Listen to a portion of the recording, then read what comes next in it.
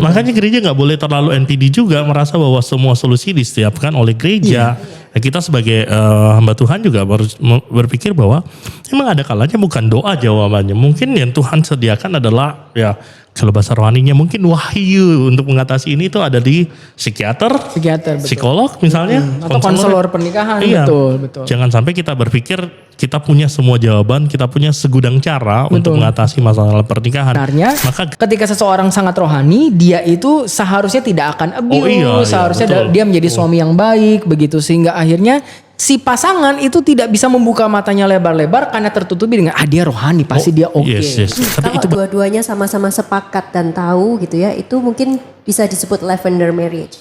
Tapi kalau yang satu tidak tahu, kemudian dia pura-pura normal, I think it's not lavender marriage. Itu penipuan kali ya. Itu penipuan. Iya. Betul.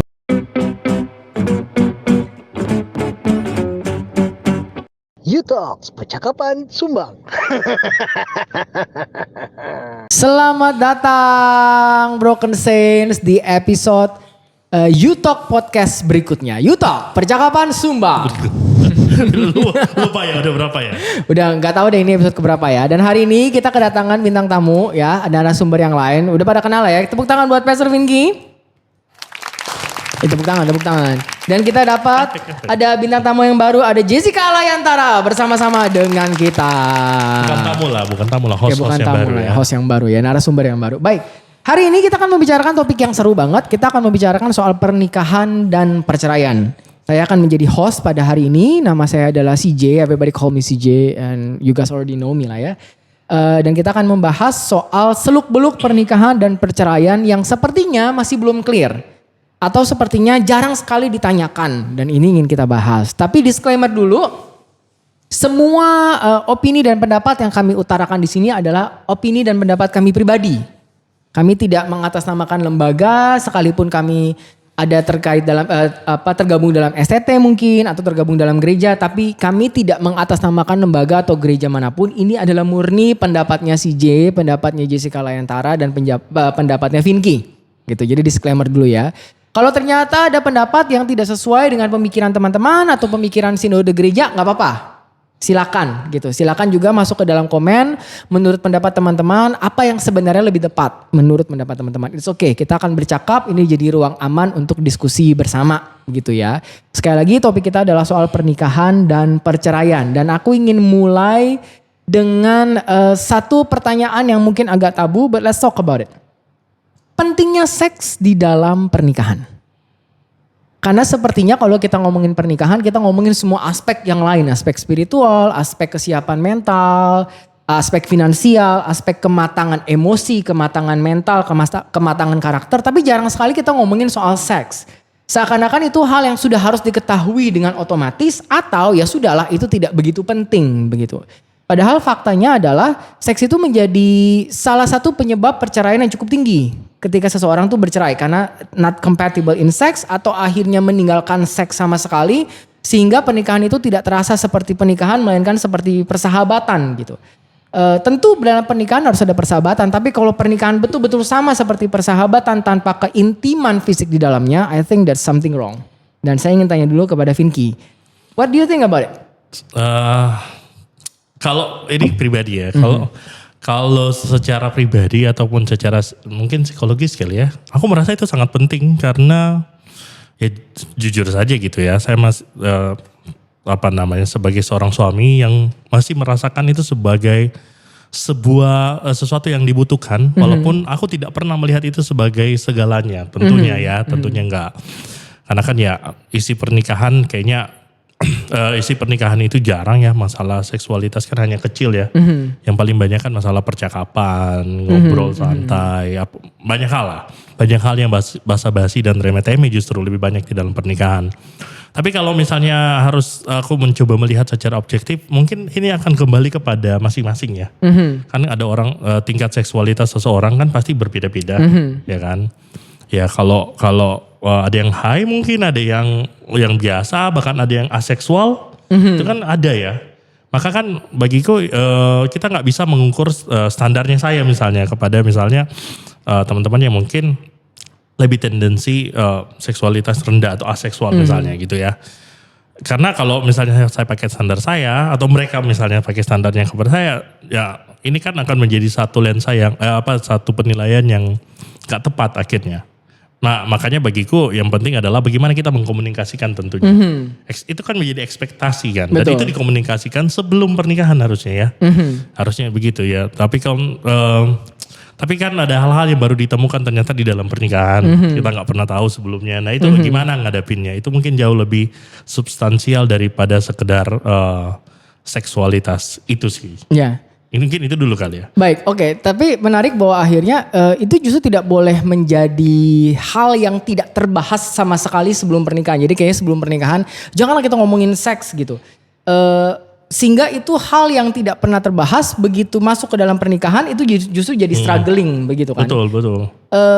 Apakah Jessica setuju dengan pendapat Vinky atau ada pendapat yang lain mungkin? Kalau aku sih mungkin mikirnya gini ya. Tadi kan pertanyaannya kenapa kok pernikahan Kristen itu jarang membicarakan tentang seks gitu ya. Mungkin sih kalau aku lihat kita masih melihat dikotomi ya antara tubuh dan jiwa. Dan kita ini sebenarnya Kristen tapi masih punya mindsetnya Platonis ya. Gnostik. Ya, di mana tubuh itu dianggap sebagai penjara bagi jiwa, tubuh itu lebih jelek daripada jiwa. Jadi yang dibicarakan dalam katekisasi contohnya pernikahan justru banyak kan hal-hal spiritual. Nanti setelah menikah kamu harus baca Alkitab, kamu harus menjadi imam dan lain sebagainya. Dan masalah seksualitas diabaikan begitu saja. Mungkin karena mereka juga masih berpikir bahwa tubuh itu ya lebih rendah daripada masalah-masalah spiritual Ya, betul. gitu ya. Dan itu sebenarnya sangat-sangat platonik atau gnostik tadi gitu. Nah sebenarnya kan kalau kita kembali kepada kekristenan sendiri, bagaimana Allah menciptakan kita itu dalam satu kesatuan Betul, ya, baik tubuh maupun jiwa, ya seharusnya seksualitas tuh lebih banyak memiliki porsi dalam pembicaraan sebelum pernikahan termasuk dalam katekisasi ya. Betul sekali. Bahkan banyak sekali metafora Alkitab yang justru menggambarkan hubungan erotik ya. Betul. Yang kita seringkali abaikan karena kan kita baca sudah dengan lensa formal. Wah, berarti erotik itu dosa kadang-kadang ya. Maka kita abaikan. Padahal itu hal yang penting kan, iman Kristen iman yang menubuh kan. Betul. Akhirnya kayak terasa kurang kudus deh kalau kita ngomongin itu ya. Seperti akhirnya kalau pembicaraan soal seksualita di dalam bimbingan pranikah itu terasa seperti mengotori gitu bimbingan pranikah yang seharusnya tuh kudus dan seharusnya bersih dari pemikiran-pemikiran seperti itu. Padahal sebenarnya enggak ya. Aku tertarik juga isu ini. Ini yang baru aku temukan adalah ada satu percakapan istriku lah dengan teman-temannya. Tapi aku menemukan bahwa ternyata banyak orang yang kan seksualitas juga harus dipahami bukan sekedar adas atau enggak kan. Tetapi ada equality enggak di dalam seksualitas itu. Artinya bukan hanya si laki-laki yang menikmati, tapi bagaimana si perempuan menikmati. Karena ternyata ada pernah baca lewat bahwa ternyata perempuan di dalam pernikahan seringkali mengalami ketidakpuasan seksual. Ya kan, karena kan memang butuh waktu ya, kita orang dewasa lah ya. Ya secara biologis memang pria dan wanita built different gitu. Betul. Untuk akhirnya bisa mencapai kepuasan begitu kan. Iya, butuh waktu untuk klimaks dan segala macam. Perempuan lebih butuh waktu. Betul. Apakah ini kurang Kristen kalau kita bicara ini? Betul. Dan akhirnya kan tujuan seks sendiri tidak pernah hanya prokreasi. Betul. Yang penting buat anak begitu kan. Tapi juga rekreasi. Bagaimana akhirnya menjadi selebrasi cinta antara dua insan yang memang mengikat begitu. Aku mengikat diriku dengan jiwamu bahkan juga dengan tubuhmu begitu. Dan sebaliknya kamu juga memiliki jiwaku dan juga tubuhku begitu. Dan akhirnya kan harus keduanya menyatu sebagai satu daging dan kata yang dipakai kan memang daging kan.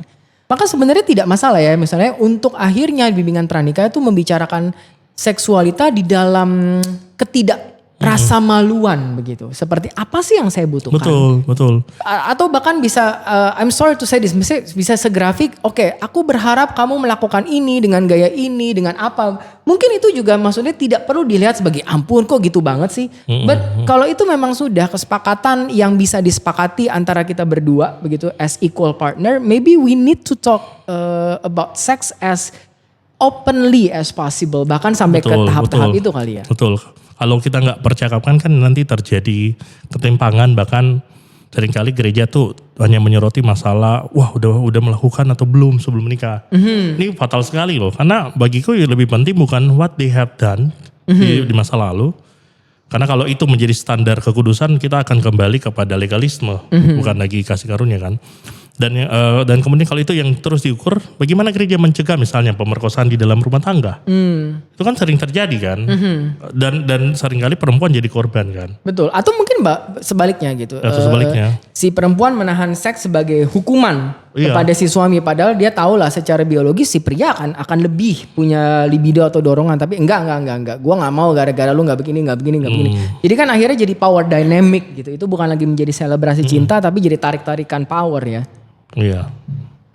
Oke, aku ingin beranjak kepada pertanyaan berikutnya, begitu ya. Kita semua tahu bahwa akhirnya saya ingin masuk ke dalam topik perceraian, begitu. Rasanya topik ini sudah cukup banyak dibahas, dan biasanya teologi Kristen tuh terpecah menjadi dua, yang tidak boleh bercerai secara ketat atau boleh bercerai dengan kasus-kasus tertentu, begitu. Setidaknya yang saya bisa pahami, kayaknya kalau kasusnya parah seperti KDRT atau si suami selingkuh begitu ya, itu rasanya teologi Kristen agak cukup terbuka. Ya sudahlah, seperti Yesus sendiri bilang, ya siapapun tidak boleh bercerai kecuali karena zina begitu. Sekalipun akhirnya kembali kepada peraturan sinode gereja masing-masing dan keyakinan iman masing-masing. Ada yang meyakini enggak, kita tetap harus setia, tetap harus mengampuni. But overall kayaknya percakapan lebih terbuka untuk bercerai karena alasan-alasan yang strong seperti itu begitu. Tetapi semakin kesini rasanya ada banyak alasan-alasan yang tidak pernah terfikir sebagai strong tapi toh muncul sebagai salah satu penyebab perceraian. Contohnya adalah ini. Kalau setelah menikah, dia dapati dirinya sudah tidak lagi cinta dengan pasangannya. Bukan karena sebuah perselingkuhan atau bukan karena sebuah KDRT, tapi dia dapati bahwa enggak, memang gue gak cinta sih. Either karena dia tergesa-gesa menikah karena dorongan usia, atau tiba-tiba dia dapati ya memang saya menikah untuk alasan yang bukan cinta, sehingga sekarang saya dapati diri saya in loveless marriage. Apakah itu bisa jadi alasan perceraian? Saya melihatnya itu agak ragu dan agak takut. Di satu sisi saya merasa kalau saya ada di dalam pernikahan di mana pasangan saya tidak lagi mencintai saya sehingga dia quote and quote terpaksa ada bersama saya karena sudah terlanjur berjanji di hadapan Allah. Saya malah merasa ya udah deh, kalau gitu lebih baik saya bebaskan dia karena satu, saya merasa saya diperlakukan tidak adil, satu di satu sisi, dan kedua saya pun layak mendapat cinta seperti dia layak mendapat cinta, itu saya. Tapi kok seperti ada kesan kalau itu diizinkan seperti membuka gerbang bahwa kalau begitu lu bercerai bisa semudah itu dong begitu. Tapi makanya saya agak dilema begitu. Nah, ini yang menurut saya jarang terbahas karena memang akhirnya tidak ada hitam atau putih yang cukup clear begitu. Saya akan berikan waktu untuk merenungkan, tapi bagaimana pendapat dari dua narasumber saya? Kali ini saya mau ngomong ke Jess dulu, silakan. Kalau menurut saya kan gini ya, kita hidup di zaman sekarang di mana mungkin nggak ada lagi seperti perjodohan yang saklek seperti zaman dulu ya. Artinya di zaman sekarang nih kita memiliki lebih banyak pilihan sebetulnya, lebih banyak space untuk kita berpikir sebelum kita mengambil keputusan untuk menikah. Nah, jadi menurut saya kalau kita sudah memutuskan untuk menikah, artinya kita juga harus sudah memikirkan kira-kira apakah orang yang kita nikahi ini kita bisa hidup bersama, gitu ya, dan bisa saya cintai dan dia bisa mencintai saya, begitu. Kecuali tentunya ada alasan-alasan di mana mungkin dia dipaksa atau ya saya nggak yakin ya. Untuk di zaman sekarang ini tentunya bisa banyak, ada begitu ya. Tentunya banyak banyak ruang di mana kita bisa berkehendak bebas mungkin ya kalau di zaman sekarang mungkin. Jadi saya melihat tidak cinta itu sebagai sesuatu yang mungkin dirinya sendiri belum siap ya untuk menikah, atau dirinya sendiri bahkan belum bisa memikirkan tentang keputusannya gitu kan. Jadi saya rasa itu bukan kondisi ideal ya. Nah, jadi mungkin pertanyaannya bukan apakah boleh bercerai dengan alasan itu, tapi bertanya dulu pada dirimu ketika kamu mengambil keputusan itu, apa yang kamu pikirkan gitu kan. Kamu dalam kondisi apa? Mungkin seperti itu ya. Oke. Iya. Agree sih, maksudnya kan ini sebuah pilihan dengan berbagai konsekuensi. Ya kan, ya kecuali memang kan zamannya berbeda gitu ya. Kecuali itu lahir dari sebuah pemaksaan, Dan pemaksaan itu kan kompleks ya, bukan nggak semudah ataupun nggak segampang orang klaim gue menikah dipaksa gitu ya. Ini kan kita hidup di mana ada hak asasi manusia dan banyak hal. Dan kalau misalnya mungkin ada kondisi tertentu, aku tetap membuka ruang ada kondisi tertentu bisa terjadi eksploitasi. Maksudnya yang membuat dia sampai harus seorang sampai harus menikah. Tapi bagiku kalau misalnya let's say semuanya menikah, kita bicara agak konteksnya misalnya pernikahan yang dilakukan dengan kesadaran. Gitu ya, saya memilih menikah entah karena mau lari dari rumah atau mau apa, ataupun mau hidup sendiri ataupun gimana. Ya itu kan pilihan yang dibuat secara sadar. Dan kalau kita dibuat secara sadar maka harusnya kita melihat pernikahan itu kan, kita kan pernikahan itu tidak pernah ada pernikahan yang tujuannya bercerai kan. Maka kalau kita melihat perceraian sebagai bukan tujuan, maka kalau gitu seluruh isi pernikahan adalah mempertahankan jangan sampai cerai. Ya kan, apapun itu. Dan ini kan bukan sekedar, kecuali ada kasus-kasus tertentu ya. Dan ini kan bukan sekedar, bagiku pernikahan itu kayaknya bukan hanya sekedar mempertahankan cinta kok.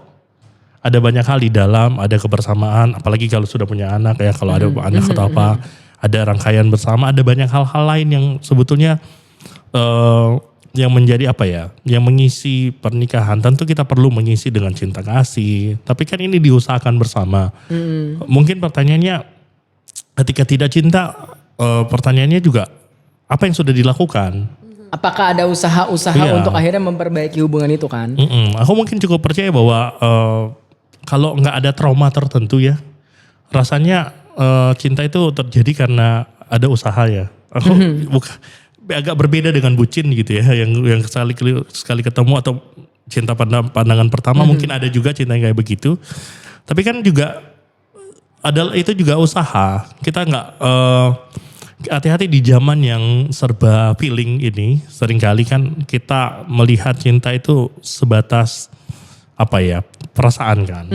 Dan kalau kita melihat itu sebatas perasaan, maka itu menjadi kalau sudah nggak ada rasa selesai. Padahal kalau kita melihat lebih utuh, ya kan, Agustinus misalnya gitu, nanti Jessica akan bahas lebih itu kan, lebih utuh misalnya kan. Cinta itu lebih banyak aspek, lebih banyak dimensi manusia tentang cinta.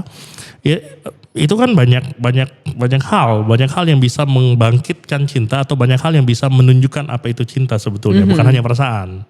Betul. Dan oke, saya setuju sih bahwa akhirnya tunggu dulu nih, ketika lu bilang bukan enggak lagi cinta, apa dulu?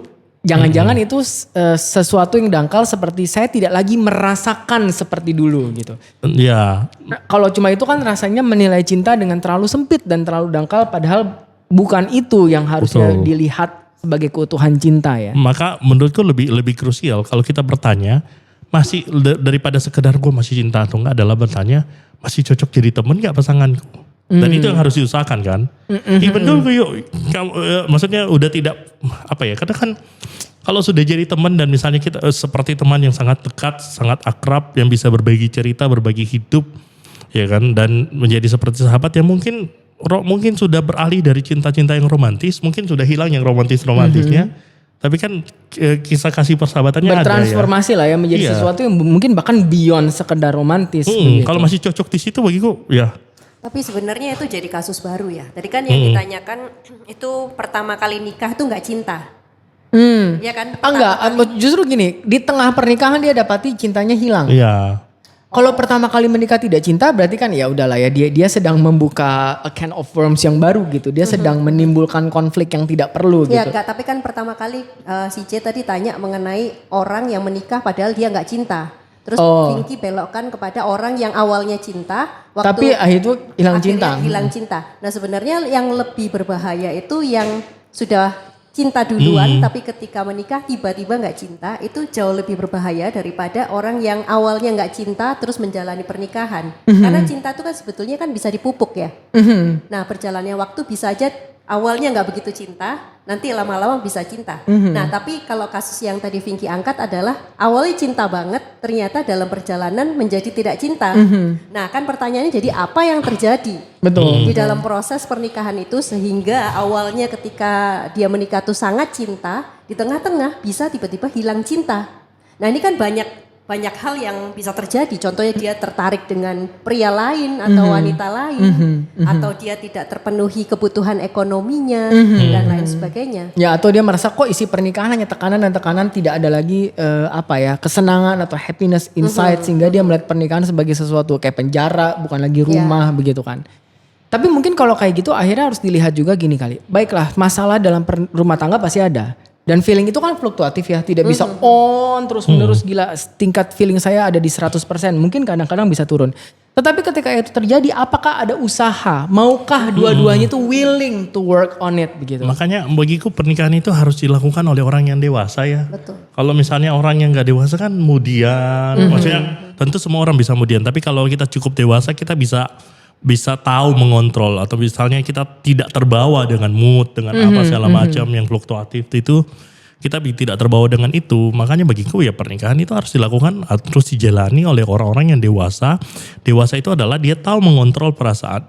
Mungkin kalau mengontrol terlalu ini ya, dia tahu mengelola gitu ya, mengelola perasaan, mengelola emosi dan segala macamnya. Karena kalau misalnya dia kalau hanya based on emosional sekali, itu kan cinta yang cinta monyet ya, cinta-cinta yang anak-anak ya, kita berapa tahun yang lalu gitu ya, berapa dekade lalu mungkin begitu, tiba-tiba sayang, tiba-tiba suka banget, nggak bisa tidur mikirin dia gitu kan.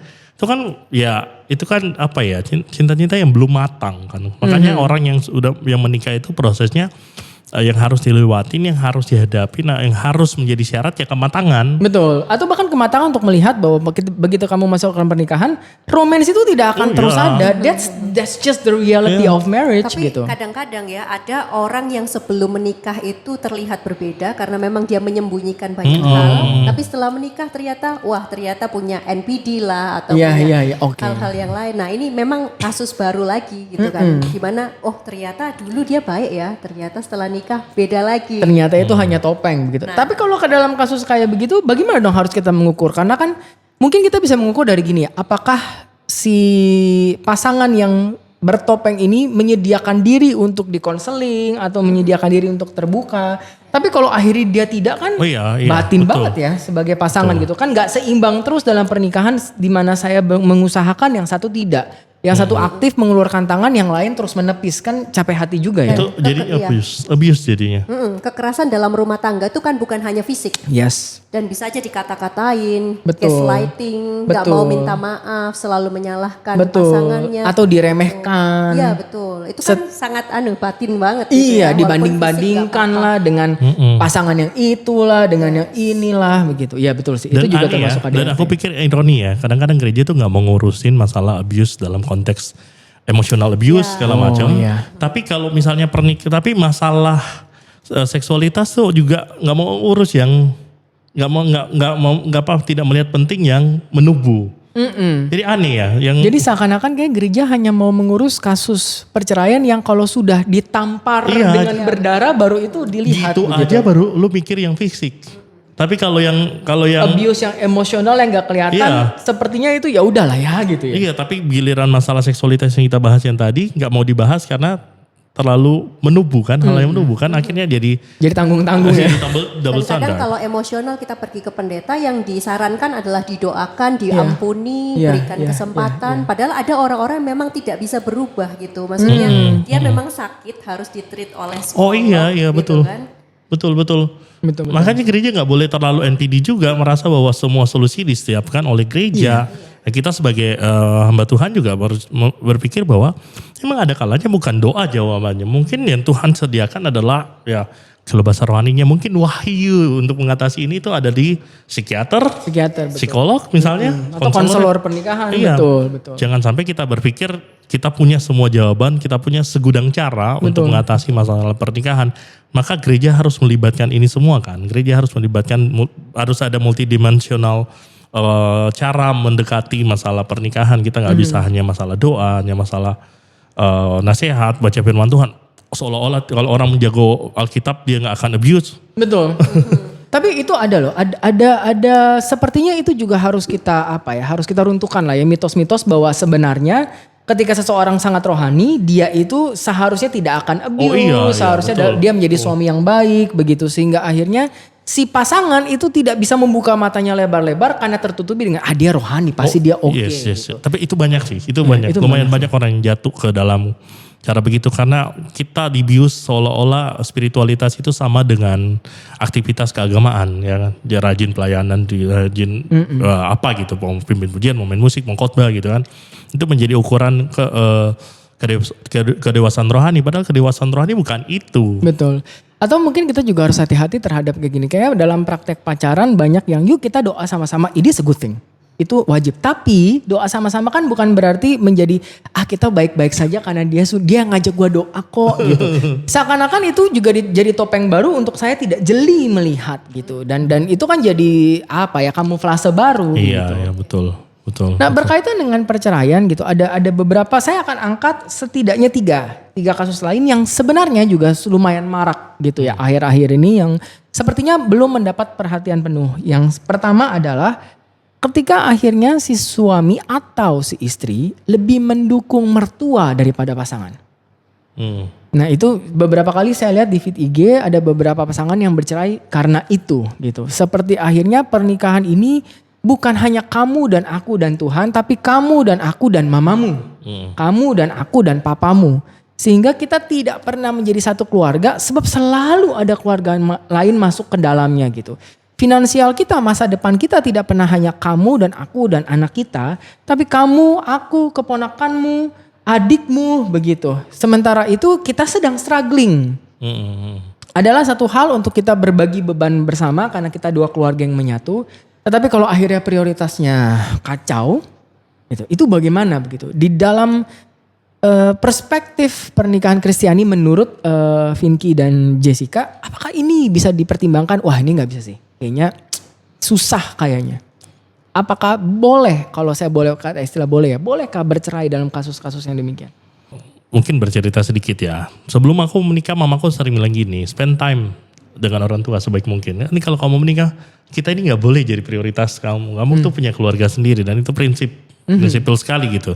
Sampai sekarang papaku juga nggak gangguin. Beneran ya kita ada prinsip itu. Dan tapi kan nggak semua orang ya punya privilege, punya orang tua yang berpikir kayak begitu ya. Berpikir untuk melepaskan, berpikir untuk ya nggak intervensi, agak maju gitu cara berpikirnya.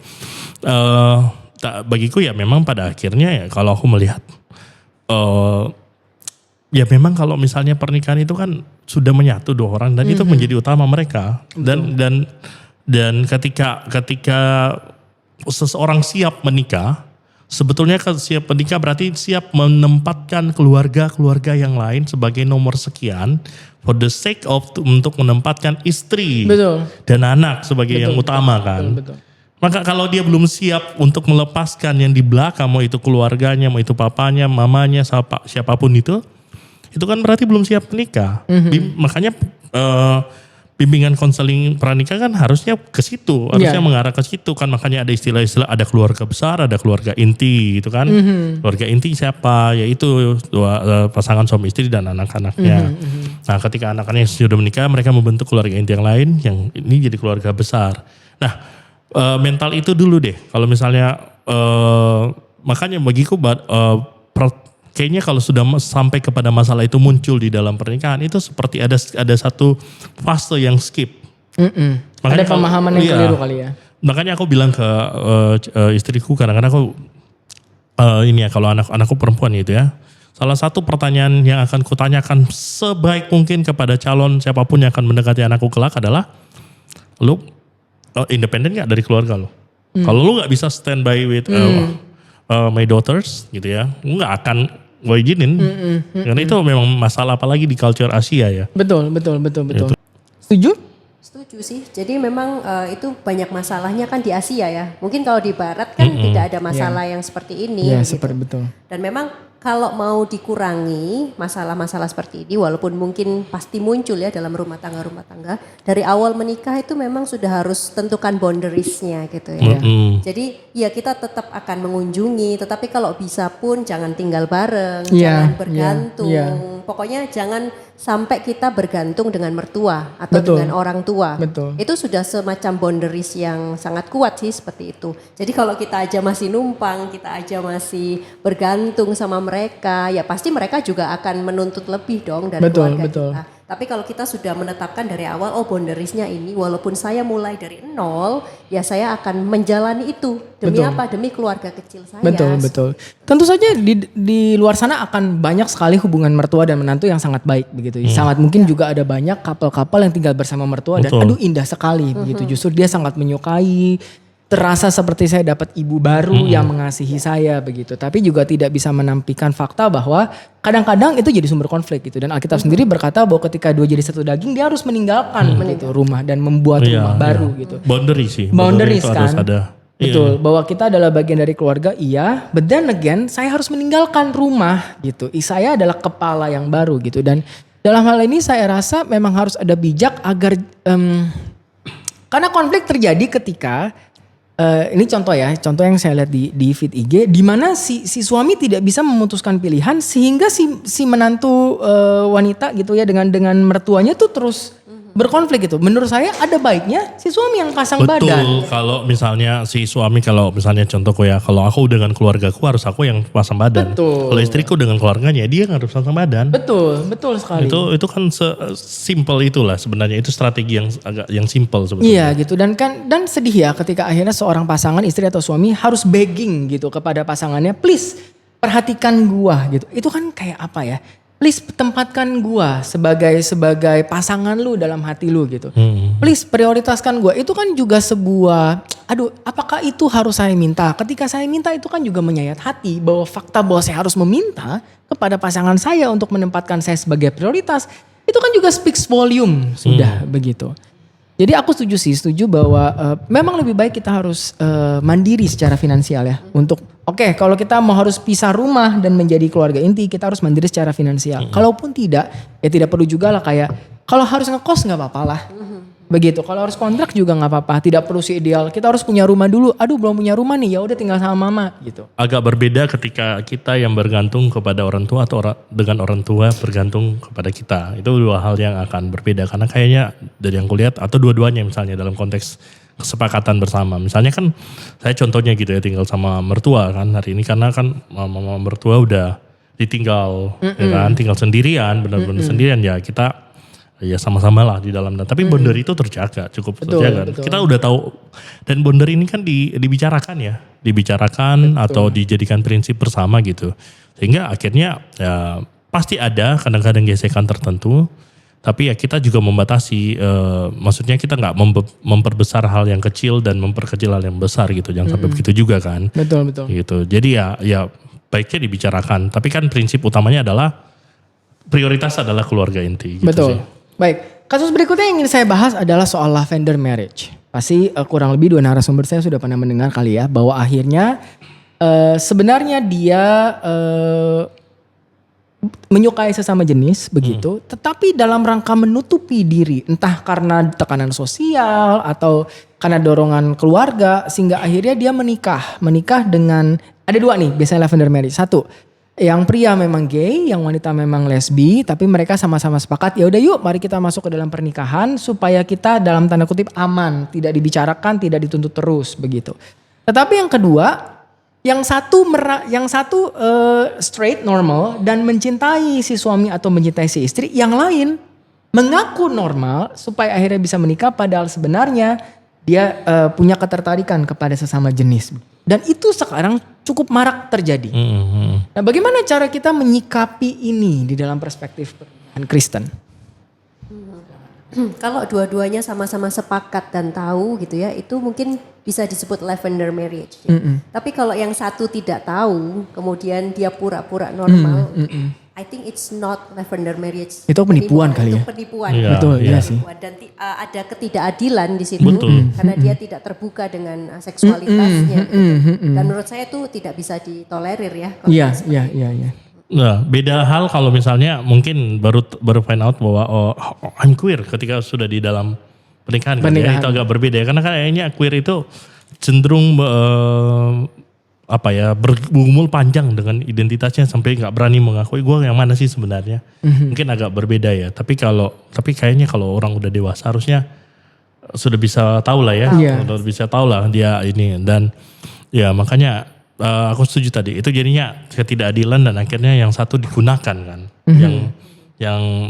Yang straight itu digunakan untuk menutupi dirinya, untuk menutupi dari serangan atau apapun itu. Iya. Dan ini kan nggak fair. Betul. Ya kan? Padahal ya si pasangan yang satu betul-betul merasa inilah pernikahan yang saya idam-idamkan gitu. Padahal ternyata dia ditipu begitu kan. Tapi kalau misalnya konteksnya begini, yang straight itu tahu yang ini itu homoseksual. Oh, tapi mau menerima. Iya, mau menerima gitu ya, mau menerima, terus yang satu juga ya mau nggak kamu, dia juga bilang mau nggak kamu secara terima. terbuka. Saya Iya. begini, tapi kamu mau nggak tetap menikah sama saya begitu? Iya, what do you think guys?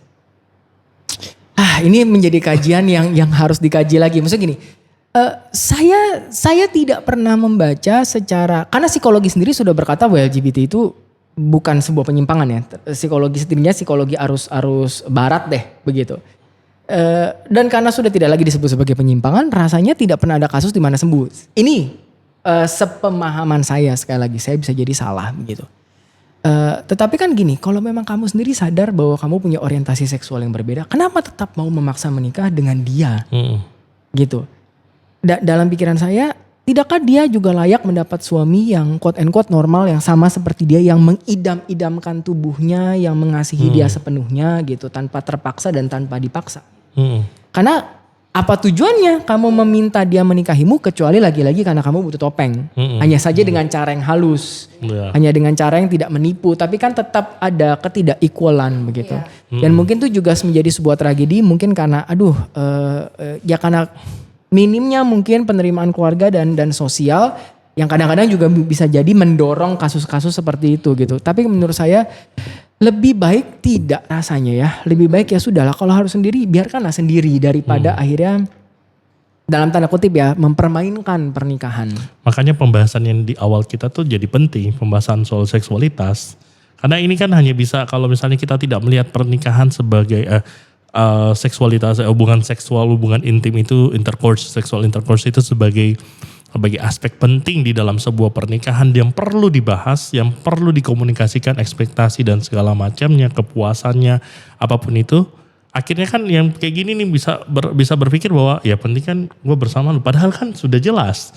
Yang satu yang straight itu tidak akan bisa memuaskan yang homoseksual dan yang homoseksual Sebaliknya. itu tidak akan bisa memuaskan si hetero gitu kan. Jadi akan terus ada pemaksaan dalam level tertentu lah ya. betul, itu akan menjadi pernikahan yang akhirnya mereka apakah tidak saling sentuh. Maka aspek menurutku tetap gimana pun ya, walaupun bukan segalanya, tentunya aku tidak bisa bilang bahwa seksual intercourse segalanya dalam pernikahan. Tapi kan itu bagian penting, anugerah penting yang diberikan oleh Tuhan gitu ya. Maksudnya itu harus ada, itu adalah ekspresi kasih yang menubuh. Gitu kan, menubuh ya, ada ekspresi kasih yang menubuh sehingga itu perlu ada. Dan kalau ini kita kesampingkan, bukan karena kondisi tertentu ya, beda hal kalau misalnya terjadi kondisi tertentu, kecelakaan atau apa gitu ya, penyakit yang muncul kemudian ini tidak bisa dipuaskan, itu hal yang lain. Tapi kalau misalnya di dalam kondisi sama-sama masih able untuk melakukan hubungan seksual, tetapi kita kemudian menganggap ini tidak penting, ya kan, menganggap ini tidak penting hanya gara-gara, maka pertanyaannya jangan-jangan justru aku bakal mikir apakah benar ini sebuah cinta yang utuh jadinya ya. Gak tahu, aku masih kepikiran maksudnya kalau si perempuan bisa bilang misalnya, atau si laki-laki bisa bilang nggak apa-apa kok kamu nggak bisa memuaskan aku mau bersama kamu gitu ya. Apakah itu sebuah kasih yang cukup utuh gitu? Apa jangan-jangan ini emosi saja gitu ya? Gak tahu. Ya memang akhirnya kita tidak bisa cukup memahami secara mendalam ya, karena bagaimanapun kita adalah orang luar yang mungkin melihat begitu. Sekalipun menurut kami ada banyak ketidakidealan di dalamnya begitu ya. Saya ingin masuk ke dalam kasus terakhir sebelum kita tutup, yaitu ada juga kasus perceraian yang muncul karena tidak bertanggung jawab. Maksudnya begini, si suami dianggap tidak cukup bertanggung jawab menafkahi secara lahir atau batin gitu karena si suami tidak bekerja. Sementara si istri yang harus bekerja, punya anak begitu, sehingga ada ketimpangan gitu. Ini berbeda dengan si istri bekerja, si suami ngurus anak dan rumah tangga. Sebab mungkin ada equality di dalamnya. Tetapi ini seperti tidak ada equality karena si suami hanya either dia cuma menghabiskan uang atau dia cuma tidur-tiduran di rumah, anak tidak diurus. Sebenarnya si istri harus ngurus banyak segala macam gitu. Dan ini banyak sekali terjadi di budaya Asia yang sangat patriarkal. Suami harus dilayani ya. Betul, suami harus dilayani begitu. Atau egonya fragile sekali sehingga kalau didorong, ayo dong pak cari kerja, wah marah. Gitu. Sehingga akhirnya si istri tidak bisa wah ya udah ya saya harus kerja, anak harus makan begitu. Dalam kasus seperti ini bagaimana menyikapinya? Kalau anakku di dalam pernikahan kayak gitu ya, kalau dapat suami kayak gitu, kalau ada orang kayak gitu deketin anakku, aku akan bilang bahwa gak usah lah nikah sama orang kayak gitu. Mungkin walaupun aku seorang yang demokratis ya, tapi lihat kayak gitu udah jelas gitu. Dan yang kemudian kan aku bilang gini, kalau itu terjadi artinya istrinya di abuse. Ya. Di abuse dengan culture, di abuse dengan banyak hal, dengan narasi-narasi feudalism dan sebagainya. Betul. Terjadi KDRT sekalipun sekali lagi tidak fisik begitu ya. Dan kalau begitu standarnya balik ke gampang, bagiku agak cukup jelas. Kalau misalnya udah dikomunikasikan dia nggak berubah, Betul. get out. Iya. Ya, sama. Tapi kalau begitu maka sebenarnya yang harus diukur dari pernikahan itu adalah kemampuan berubah. Masalah pasti terjadi. Tapi apakah dia mau mengenali masalah itu sebagai masalah, menginternalisasi bahwa saya adalah part of the problem dan mengusahakan diri untuk berubah. Dan itu berarti juga harus diukur dalam proses pacaran. Tapi ada satu kasus lagi kayaknya aku baca di Twitter ya. Itu kayak gitu juga, nggak mau kerja, nggak pernah, tapi posisinya ceweknya. Nah gimana? Apakah jadi berubah? Seharusnya terjadi sama. Misalnya kan memang di dalam budaya patriarkal ada sebuah quote and quote kesepakatan tradisional ya yang unspoken bahwa si suami yang bekerja, si istri yang mengurus anak gitu. Tentu saja dalam budaya modern itu bisa berubah and we are fine with it saya rasa. Tetapi kalau akhirnya si istri juga tidak equal, ya udahlah suami yang ngurus, anak diurus sama membantu, dia juga nggak mau melayani suami, dia cuma arisan, cuma minta duit, itu kan juga sebuah tidak equal begitu. Dan kita juga harus berani mengatakan enggak, itu juga termasuk abuse, begitu. Menarik ya, berarti culture patriarki itu bukan hanya bisa mengebuse perempuan tapi juga bisa mengebuse laki-laki dengan asal diplesetin juga ya. Makanya ya I think it's kalau begitu kasusnya ya akhirnya kan betul-betul di abuse si suaminya. Udah kerja pulang habis itu harus urus anak misalnya Betul. Dan bilang seakan-akan ya memang tugas suami kan begitu ya. Saya sebagai istri memang tugas saya menjadi cantik kan gak gitu ya. Iya. Masa tugas istri nyalon kan gak gitu kecuali ya. dia jadi selebgram dapat duit lewat cantik-cantik gitu ya, itu kan sebuah pekerjaan gitu. Tapi kalau itu juga jadi identitas dia gitu dan dia nggak mengurus segala macam karena itu juga menjadi sebuah pertanyaan. Jadi feminisme itu bukan hanya untuk perempuan ya, untuk laki-laki pun itu sangat membantu, menolong. Betul. Baik, sekali lagi terima kasih untuk kedua narasumber. Saya tepuk tangan dulu. Untuk percakapan yang open dan terbuka ini, saya ingin mengucapkan terima kasih juga untuk para pemirsa di YouTube atau di Spotify atau juga di Noise yang sudah mendengarkan. Sekali lagi ini adalah pendapat kami bertiga secara pribadi. Sangat mungkin pendapat kami berbeda dengan pendapat gereja dan kami tidak mengatasnamakan gereja atau lembaga manapun.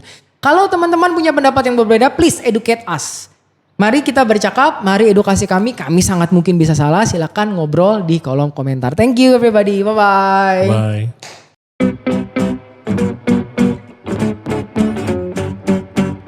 U-Talks, percakapan sumbang.